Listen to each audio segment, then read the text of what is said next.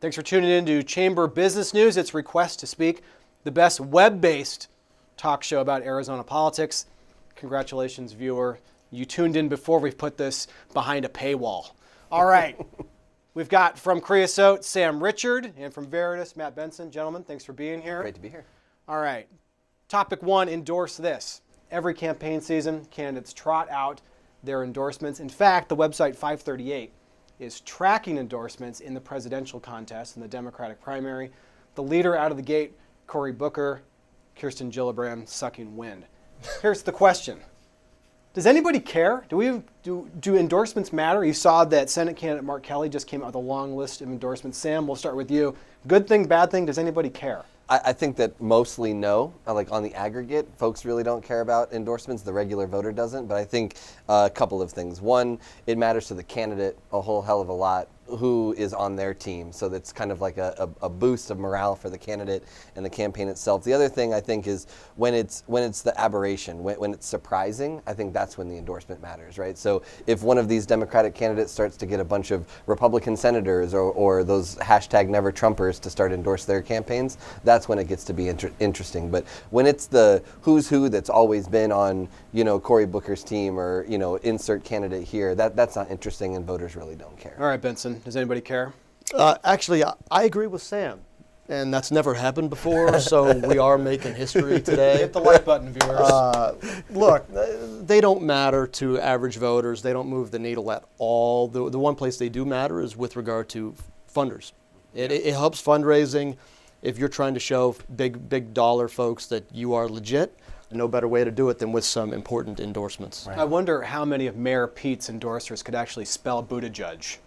Probably not many. That's the first time I've ever heard it pronounced, actually, so well done. All right, imagine you are a Democrat, you're in a primary for the presidency, you're in Iowa, you're in New Hampshire. Whose endorsement would you rather have? AOC's or Barack Obama's? We'll start with you. Barack Obama, without a doubt. No question. Not close. Whose endorsement would you rather have in a primary, early days? So I would say, I'm not even a lawyer, but I'm going to say it depends. I think for each campaign, you're looking at different constituencies, and AOC is very, very popular among those newer voters, the younger voters. So if that's your path to victory, then AOC's endorsement might carry some weight or carry some water. But I think that anyone is going to be seeking President Obama's endorsement, and that'll be the most important. Can I change mine? Sure. Tom Vilsack. Right. Yeah. They always chase that one in Iowa. Yeah. You're a former newspaper scribe. Yeah. Do newspaper endorsements matter anymore? No, with rare exceptions. Okay, so like the dominant daily newspaper in a given community, it can help. Yeah. All right, it can help move the needle a little bit. Like the Des Moines Register? People seek that one out. Yeah, it helps. It doesn't hurt, and that's the reason that campaigns put so much energy into trying to get those endorsements. Again, it's all about feeding this phenomenon, this idea that who's got momentum. Yeah. And that's another way to demonstrate it. I'll just go out there on a hot take, and I'll say that Casey Musgrave's endorsement matters way more than the Des Moines Registers. Yeah. Yeah. Three people got that. But you saw that in the Blackburn-Bredson race in Tennessee when Taylor Swift came out with a big endorsement. Of course, it didn't move the needle at all. Right. Marsha Blackburn's in the Senate now, so maybe even celebrity endorsements don't matter. Yeah. Casey Musgrave is quite good, though.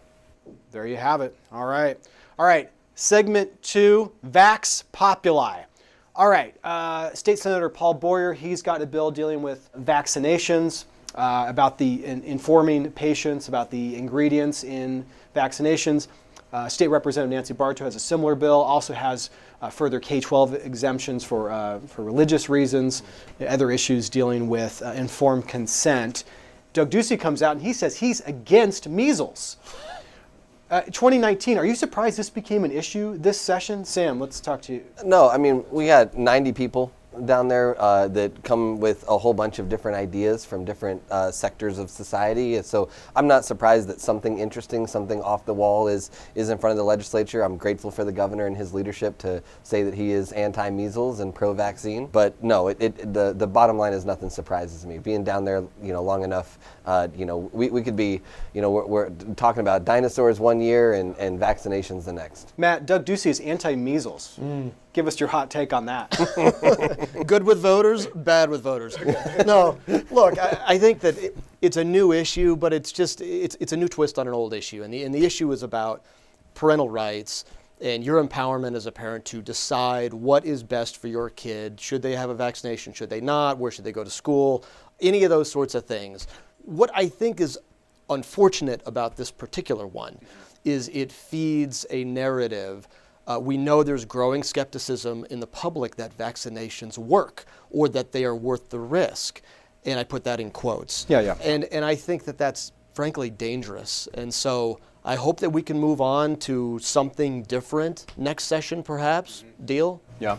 Because this particular debate, I don't think is helpful from a public health perspective. Right. Sam, do you think the mumps case at Hamilton High pretty much shelved this issue for the year, that I sure hope legislators so. said, I don't want to touch this? Yeah, I sure hope so. I mean, there's really no reason to have this conversation in this way. I mean, there are already avenues for folks who want exemptions from this if they really want to go through with that. Making it easier, there's documented data that shows that it reduces the likelihood of herd immunity. And, you know, I have a 3-year-old, I have a little boy coming in June. I'd really be grateful for the rest of Arizona to stay vaccinated so that they're both safe. Matt Benson, noted curmudgeon, but also a parent. Yeah. You're also anti-measles. Yeah, I mean, you know, I go hot and cold, but yeah, I'd put myself in the no category on measles. And mumps too. Yeah, right. All right, segment 3. This is the part that our viewers tune in for. Read it, watch it, listen to it. Sam, give us a recommendation. What should our viewers be paying attention to right now? Yeah, well, I brought visual aids, I brought folks. props.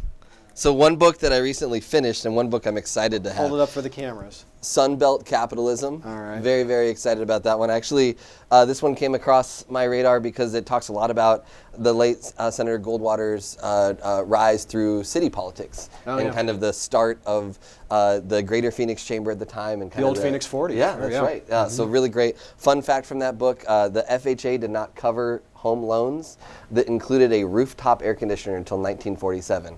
So I'm not saying causation is correlation, but I think the boom of Phoenix probably had a lot to do with the FHA saying put an air conditioner on the top. All right, you're log rolling, so one more. Just the new book on Ernest McFarlane. Highly recommend based on the foreword that I've read. All right, now if anybody's still watching, Matt, what is your recommendation for this week? So I didn't bring any books because those who know me know I don't read well. That's fine. But there is a show I recommend on Theranos, a company that had quite the little splash here in Arizona and went from $9 billion in valuation to I think goose egg at this point, and its founder and other executives under federal investigation. So it is on HBO. And a pretty fascinating look at media, politics, the kind of fame complex that can surround folks like this, that lead companies like that, and how it can impact all of our lives. And the rush to buy early on the next hot new thing, and sometimes it doesn't work. All right, my recommendation is a Netflix series, a docu-series. You may have seen it pop up in your feed, Losers. It is a episodic sports documentary series. It deals with individuals or teams that didn't win. What happened to the ones that lost, and how did they pull themselves up off the mat? It's fascinating. It's a subject that doesn't get covered that often, so I would recommend checking it out on Netflix. It's called Losers. All right, thanks to our guests, Matt Benson from Veridus, Sam Richard from Creosote Partners. Thanks for tuning in. We will see you next time.